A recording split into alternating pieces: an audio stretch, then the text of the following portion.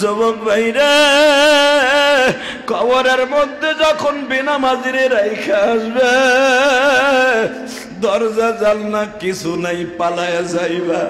তোমার উপরের দিকে তাকায়া দেখবা বাঁশের ছাউনি গুলা দিয়া রাখছে, আর একটু বারের দিকে তাকাইলে দেখবা মাটি দিয়ে এমন ভাবে চাপা দিছে। আরে বাবা, ওঠার কায়দা নাই। একটু পরে দেখবা নীল রঙের দুইটা ফেরেশতা তোমার কবরে ঢুকিয়ে গেছে। আর এই ফেরেশতা দুইটার চোখ কিন্তু নীল গো বাবা, কিন্তু তাদের চোখে কোনো পাওয়ার নাই গো বাবা। এদের শরীরের মধ্যে বড় বড় প্যারাক লোহার মতো জামা পরিধান করা, বড় বড় প্যারাক লোহার মতো পোশাক থাকবে। এই কানা লুলা ফেরেশতাটা আসিয়াই বেনামাজির এমন জোরে চাইবা ধরবে গো, কলিজার ভিতর দিয়ে ছিদ্র হইয়া পুরা বডিটারে সাজরা বানায় ফেলবে। এই লোকটা চিৎকার মারবে আর বলবে, আমারে কোথায় গেল সম্পদ, কোথায় গেল বাড়ি গাড়ি, কোথায় সুন্দর নারী, কেমনে থাকবো এই ঘরেতে বইলা দিবানি, যেই ঘরেতে মা বাবা কেহ সঙ্গী সাথী না, সাপে কাটবে গুরু মারবে ভুইলা গেছো তাই। আমার নবী বলে, সাহাবীরা রে, পুরা কবরটা জাহান্নামের টুকরা হয়ে যাবে, যেদিকে তাকাবে শুধু আগুন আর আগুন। বাহলুল বাচ্চা হারুন আর রশিদের সামনে মুস্কি মুস্কি হাসে আর বলে, ও বাচ্চা হারুন রে, টাকা পয়সা সব রয়ে গেল, সব বিছানা পাতি থুইয়া যাইতাছ, তোমার চাইতে বলদ আর বব্বর এই জমিনে নাই। তবে একটা কথা যাইবার আগে বলে দিয়া যাই রে হারুন, তুমি আমারে পাগল বলতা, ছাগল বলতা, এখন তুমি নিজেই পাগল হইয়া যাইতাছ। হারুন আর রশিদ বলে, বাহলুল রে, তুই আমার ঘরের থেকে বাইরে হইস না, তুই আমার পাশে একটু বয়, তোর হাতখান আমার বুকের উপরে দে, আমি দেখবো এখন আল্লাহর প্রেম কার অন্তরে আছে। এই জন্য আল্লাহওয়ালাদের সাথে, আলেম ওলামার সাথে সম্পর্ক রাখবেন।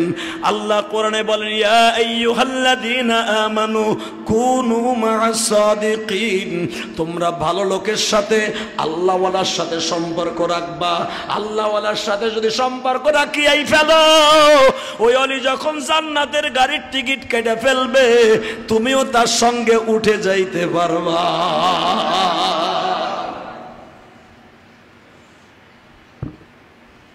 ভালো, তোর পাও দূরে দোষে বাইরে না।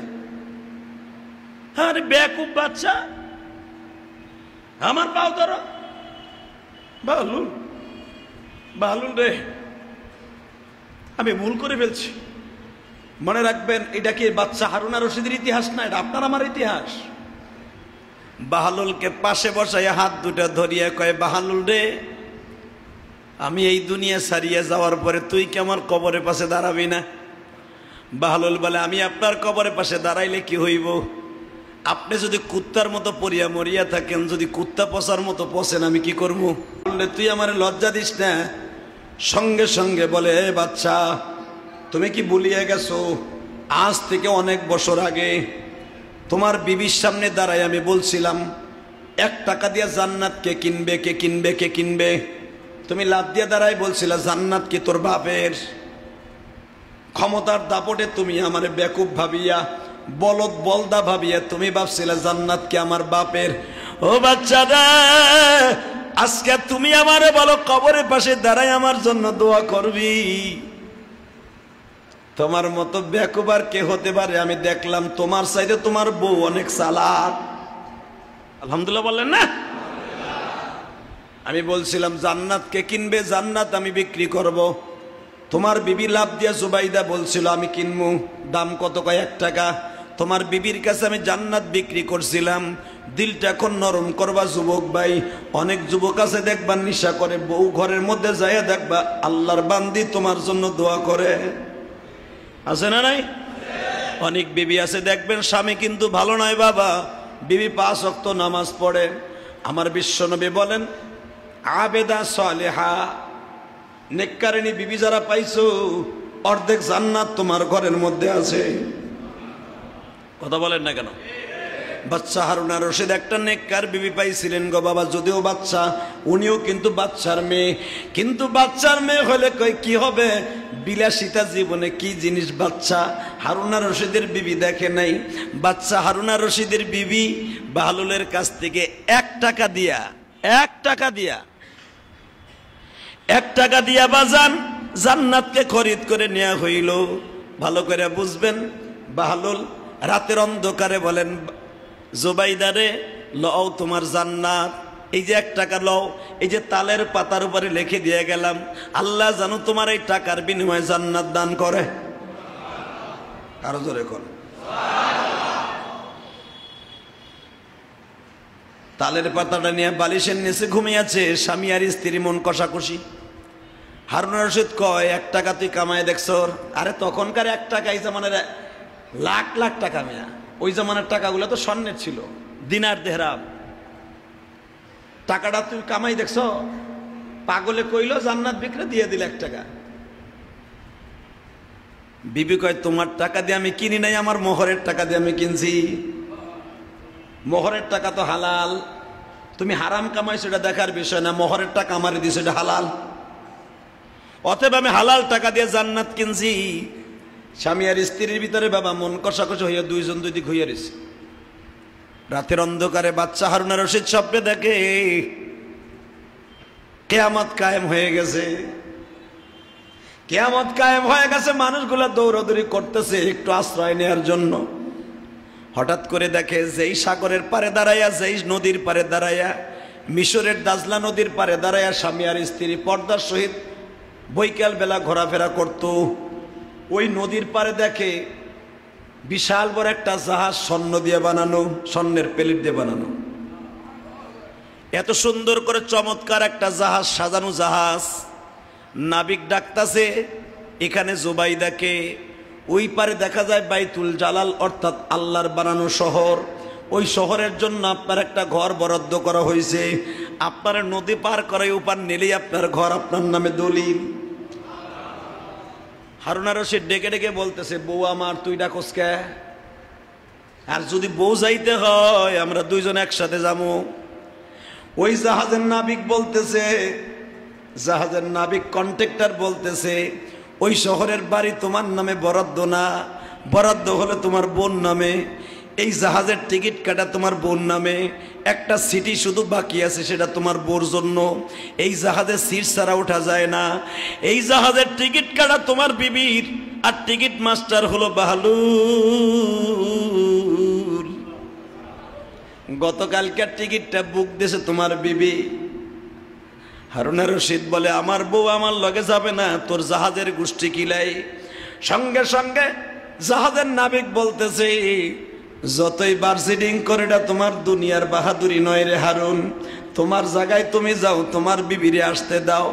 বিবিরে টানিয়া ধরিয়া হারুনা রশিদ পাগলের মতো দৌড়ে আর বলে আমার সামনে থেকে আমার বউরে লইয়া তোমরা কই যাও।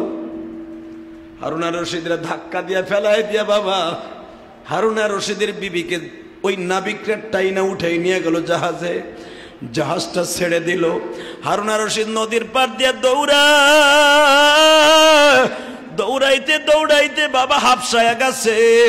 হারুনা রশিদ শুধু বলতেছে জুবাইদারে আমারে রাইখা যাইস না, জুবাইদা আমারে রাইখা যাইস না, জুবাইদা আমারে রাইখা তুই একা যাইস না, আমি তোর স্বামী, আমি তোর স্বামী, আমি তোর স্বামী হারুন, আমি তোর স্বামী হারুন বলতে বলতে বলতে ঘুম ভাঙ্গে গেছে।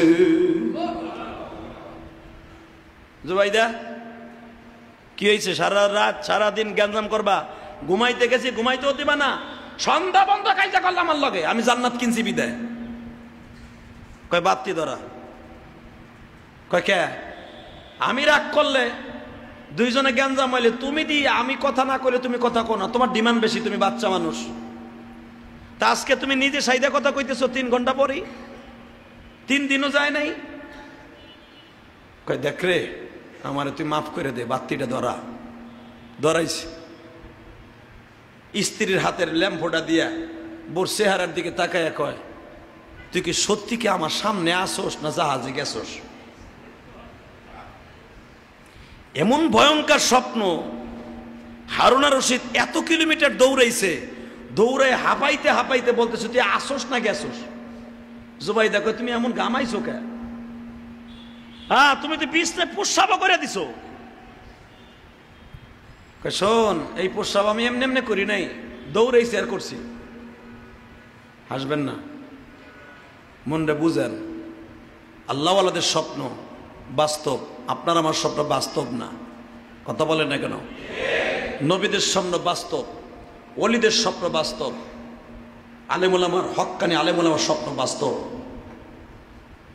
হারুন আর রশিদ একজন আল্লাহওয়ালা মানুষ ছিলেন। উনি শুধু বাচ্চা ছিলেন না, খুব ভালো মানুষ ছিলেন, সাদিকিন মানুষ ছিলেন।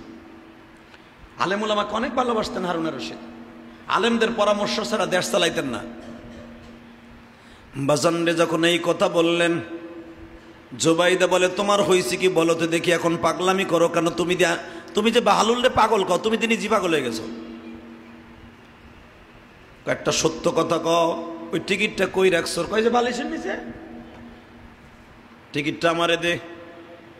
তুই যদি আমার এই রাজপ্রাসাদ চাস, এই স্বর্ণের খাটটা চাস, তুই যদি আমার রাজধানীও চাস, আমি তোর নামে লিখে দেব, ওই টিকিটটা আমারে দে। জুবাইদা বলে, তুমি আমার স্বামী, কি হয়েছে বলো? বলে, টিকিট আগে রাখ। ওর হাতে তো 2টা টিকিট দেখছিলাম, চলতে দেখি আর একটা টিকিট অবশিষ্ট আছে কিনা। দিলটা এখন নরম করবে না আমার মুসল্লি ভাইরা। যখনই বাহলুলের বাড়ির সামনে দৌড়ে গেছে, যাইয়া দেখে বাহলুল আমার মওলার সাথে প্রেম করতেছে। আলা ইন্না আউলিয়া আল্লাহ লা খাউফুন আলাইহিম ওয়া লা হুম ইয়াহজানুন। আল্লাহ যে বলছে, ওলি তোমার ভয় নাই, কোনো চিন্তা নাই, আমি আল্লাহ তোমার গার্ডিয়ান। বাহলুল কি এমনি এমনি জান্নাত বিক্রি করছে বাবা? বাহলুলের দরজার সামনে যায়, দেখে বাহলুল আমার মওলার প্রেমে মগ্ন। বাহলুল জিকির করতে করতে করতে করতে করতে বাহলুলের হাতের মধ্যে থেকে আল্লাহর আওয়াজ আসতেছে, বাহলুলের পায়ের মধ্যে থেকে আল্লাহর আওয়াজ আসতেছে। হারুন আর রশিদ যখন ডাক দিছে, বাহলুল রে, তুই কি সত্যিকারে মানুষ না ফেরেশতা?